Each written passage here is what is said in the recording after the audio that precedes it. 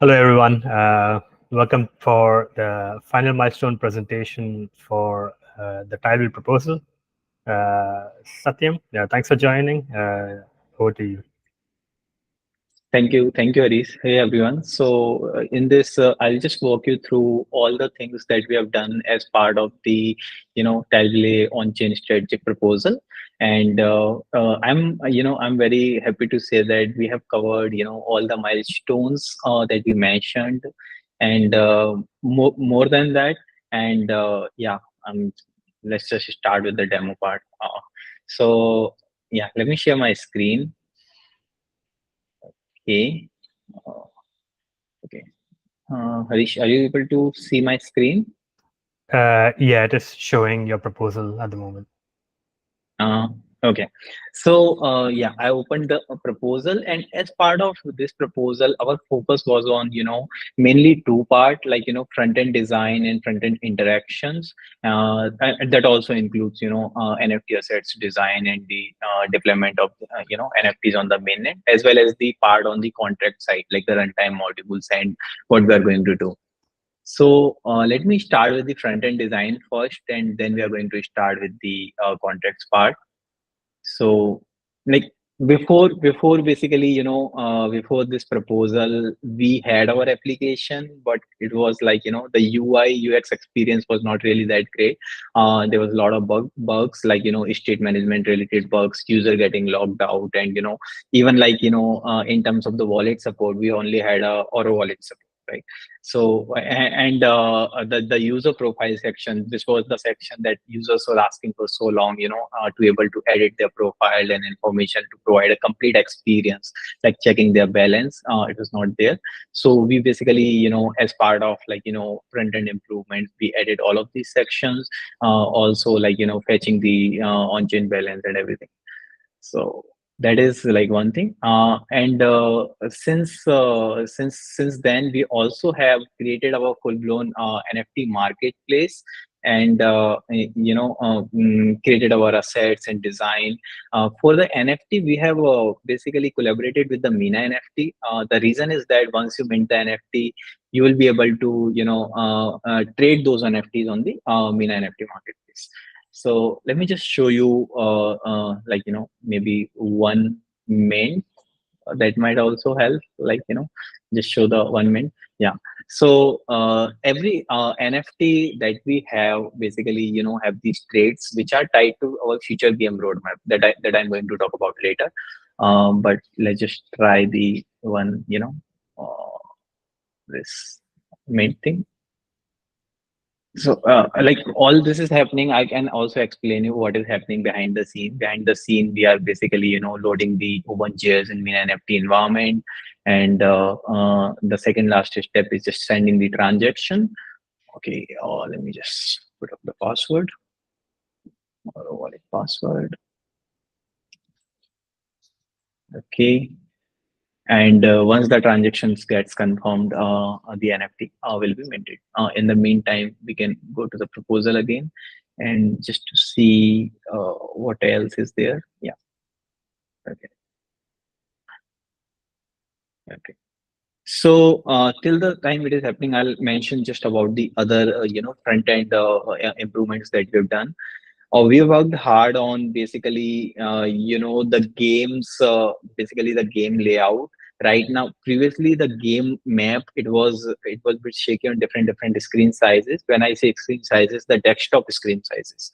Okay. But now we have like, the game which doesn't go out of the boundary, the game map on the desktop devices. So which I feel like, a huge improvement, like, normal small CSS fixes and all the stuff like that. Also, basically, we have added few more sections. Like, a couple of people were complaining how your reward distribution mechanism work. We don't have a FAQ section and things like that.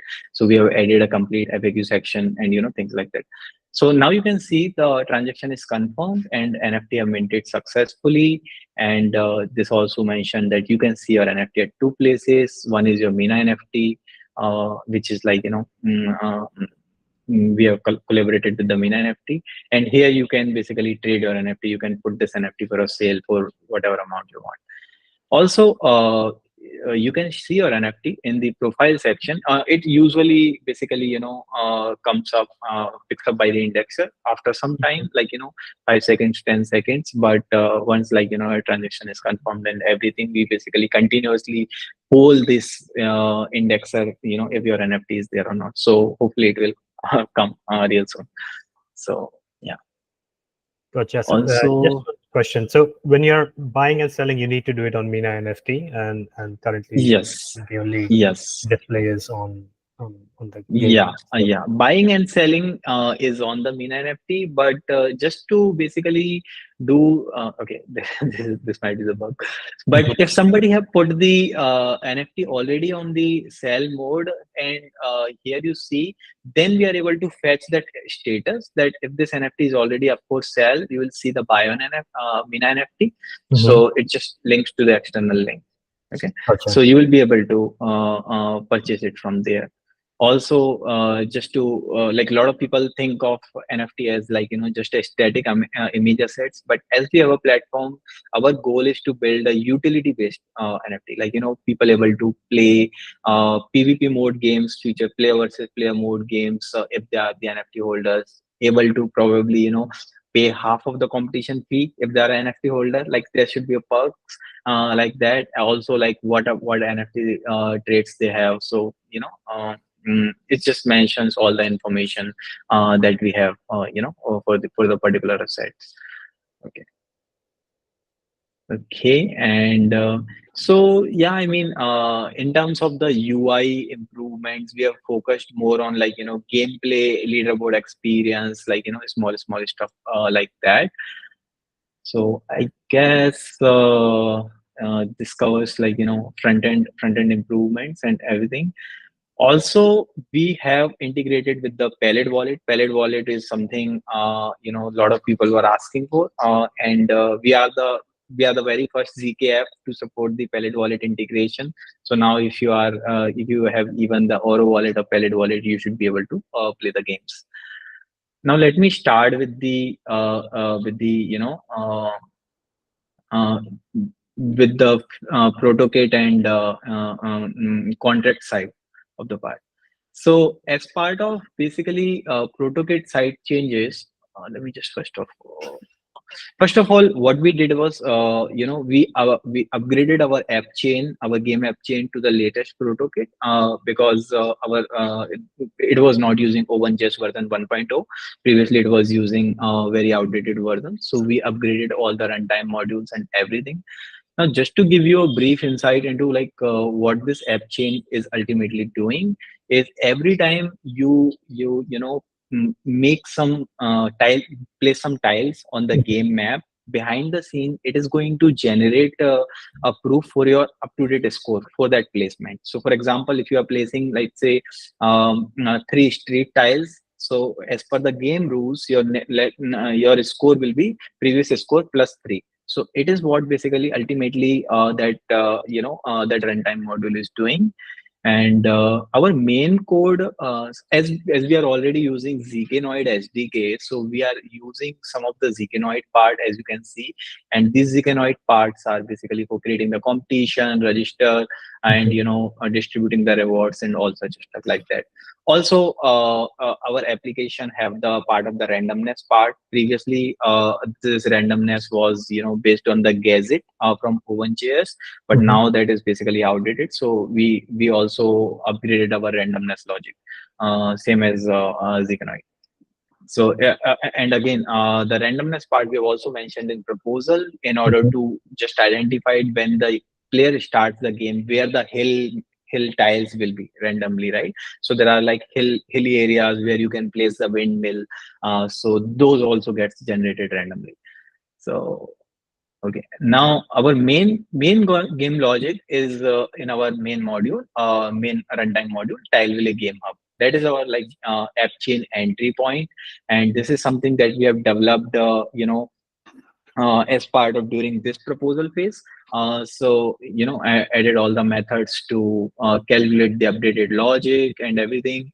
So as you can see, like, there are methods to, like, can place shape, place trihex and create trihex deck by seed. Trihex is ultimately like collection of three tiles like Mhm. tri hex, and this seed is basically randomness seed. So all the logics is something that we have done as part of this. Then we have written some test cases as well to basically check out this logic, how the DEX maps and everything is works. So we test.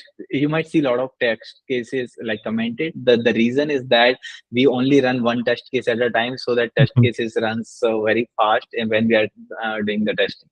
So yeah, uh, that is for the test cases and everything.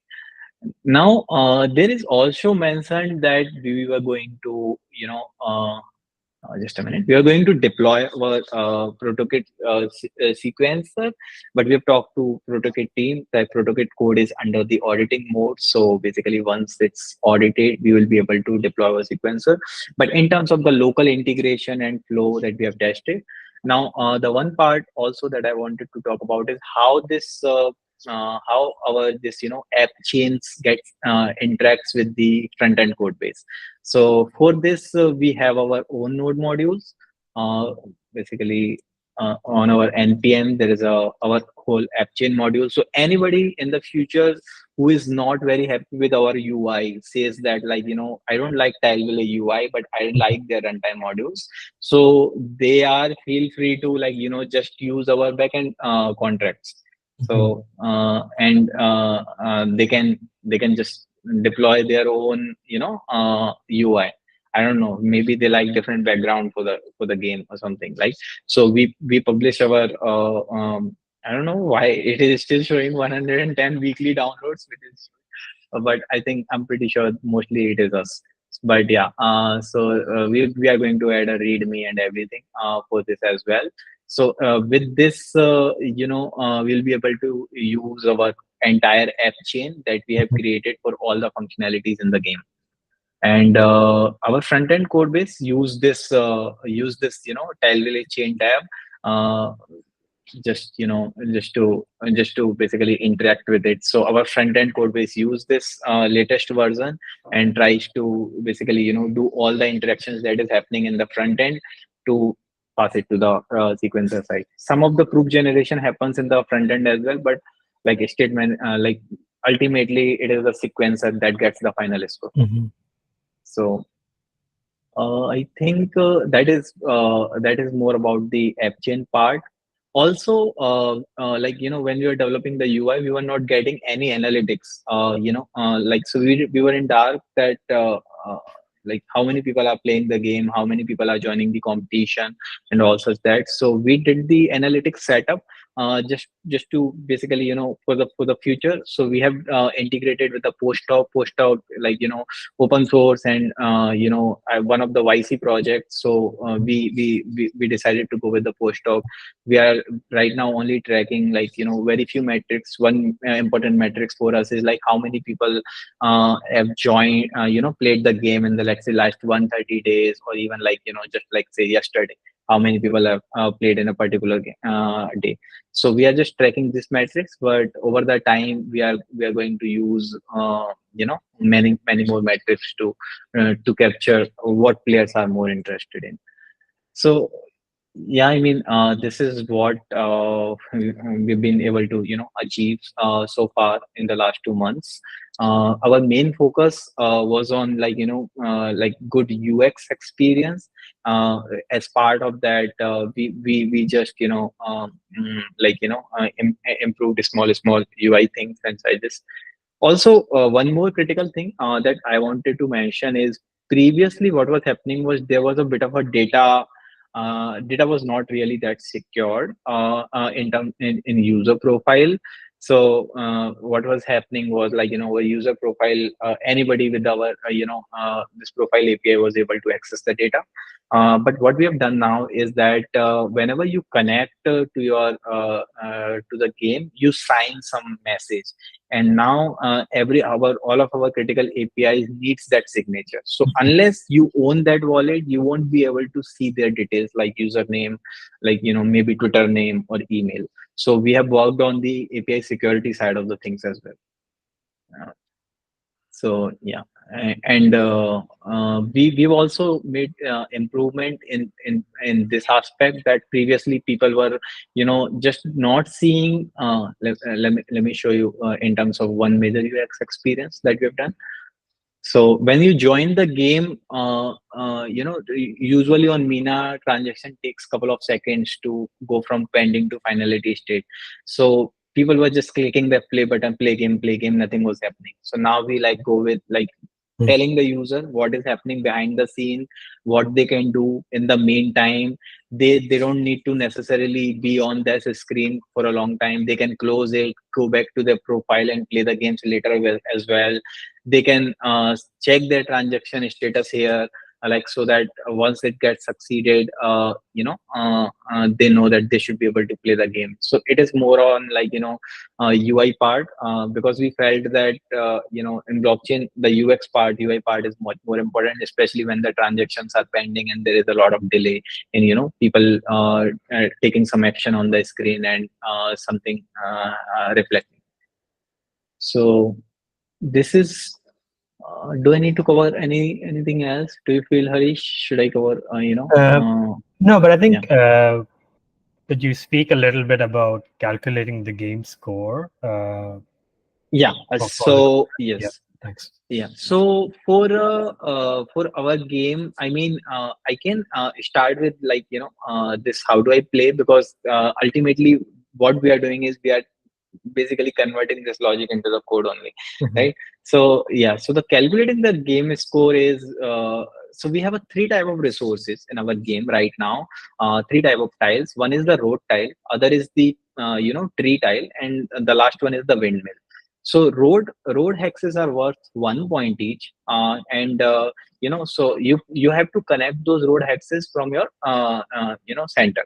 And if you make a road all the way from your city center to the outside, like to the Mhm. port, and Mhm. you get the 3 more points. So that is the logic for logic for the road tiles. uh, and then there are windmills. Windmills, you want to, like, you obviously want to place windmills on the higher areas, and for that purpose you can see these lines gets randomly generated from our Mhm. seed and random method that I showed earlier. And if you place the tiles, place the windmills on a hilly terrain, you will get 3 points. And if you are placing it in a just a normal plain terrain, you are getting 1 point. But there is also one logic that is not mentioned here. Is you don't want to put two windmills together, Mhm. okay? Like adjacent. So if you put two windmills together, it is like a -1 point. I think we should also mention this here. But yeah. And then there are parks. Every three trees are considered park. And so if you place three trees together, this is considered park. So here example, you can see there are like four tiles, three tiles together, but these trees are like seeing like this, and this one is like empty. So this is the park, and for every park you get 5 points. So this is right now the logic for the game. And as we are basically working on developing more tiles, we are going to make the rules much more complex. Mhm. But obviously we'll provide some video resources or better guide, so that players don't struggle with this. Yeah. Okay, I also forgot to make mention one thing. A lot of players on Twitter was asking for this speed version of the game, so there is a sense of urgency. So like, so that the game doesn't become like a chess, right? So it's like you get 3 minutes, 4 minutes to play the entire game, right? Mhm. So that you don't overthink like where I place the tiles, and there is like bit of more competition. So we have implemented the speed version as well, where we mention like whatever the game time is, and if the game time in the game time you have to finish the game. So we have also implemented the speed version of the game during this time. So Yeah, yeah, thank you. I I mean, know it was not part of the proposal for. Thank you for over delivering this particular functionality. thank you. So yeah, I mean, this is like what we have so far, and we are obviously now capturing more and more feedback from players who play our game on a daily basis. And so yeah, we are basically working on making it mobile responsive, like a lot of things in pipeline for us Mhm. for this game. So yeah, we are really happy with this metrics that in the last I guess 180 days about 1200 games are played, and this doesn't include the demo games. So there is a Mhm. demo game button as well. So this is either the paid competitions that people have paid for, or these are the competition where people have the voucher codes. Mhm. And talking about the voucher code, I feel like I'm missing a lot of functionality, but we have implemented the voucher codes as well. So the voucher code, what I felt why voucher code was necessary is a lot of people into the ecosystem when they comes to the Mina blockchain, they necessarily might not have a Mina tokens on their mainnet account. And that is if somebody is starting, somebody hear about the Mina, they might not go to the centralized exchange, because right now Mina token is only available on centralized exchange. Mhm. So they don't go to those exchange and get the Mina token. What I feel is like if they win the game, they get the token from us, and it becomes as an entry point for Mhm. their journey into the Mina ecosystem. So this feature can help onboard a lot of people into the Mina ecosystem Mhm. with a very low barrier to entry. They don't need to necessarily, first get the Mina tokens to pay the competition fee, then play the game. You know, so yeah. So far, I was seeing like about 250 or 300 voucher codes we have distributed, and people have played the games with. So like in your profile, you are able to see all the past games, and you are able to see yeah, here in the transaction you are able to see if the transaction was done on on the blockchain, or is it done through the voucher. So yeah, yeah, I mean, this is what we've been doing so Right. far. Yeah. So yeah, thank you very much, Satyam, for the walkthrough of Thank, the work yeah, which was accomplished, yeah, and thanks for yeah, joining the call. thank you, thank you.